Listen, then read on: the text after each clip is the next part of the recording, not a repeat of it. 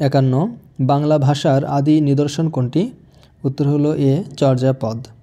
বাংলা ভাষার আদি নিদর্শন চর্যাপদ আবিষ্কৃত হয় 1907 সালে।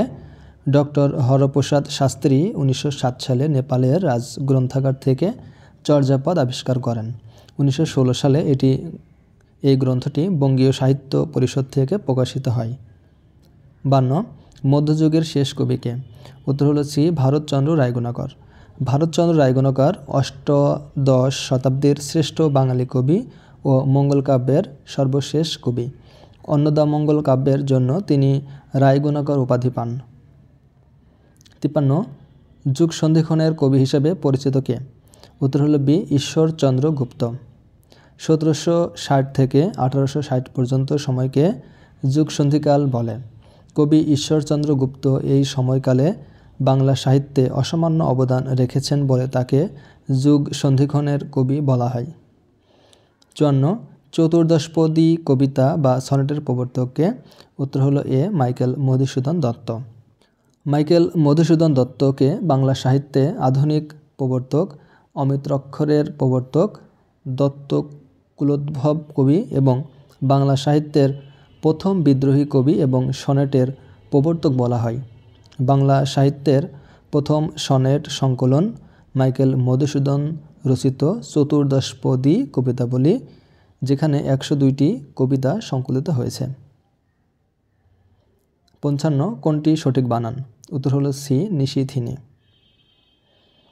56 রিকশা কোন ভাষার শব্দ?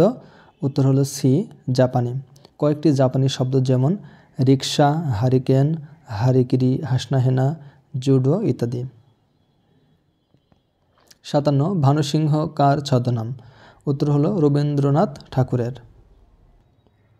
58 কত সালে জাতির পিতা বঙ্গবন্ধু শেখ মুজিবুর রহমানকে জুলিও কুরি পদকে ভূষিত করা হয়? উত্তর হলো সি 1972 সালে। 59 সঞ্চয়িতা কার রচনা?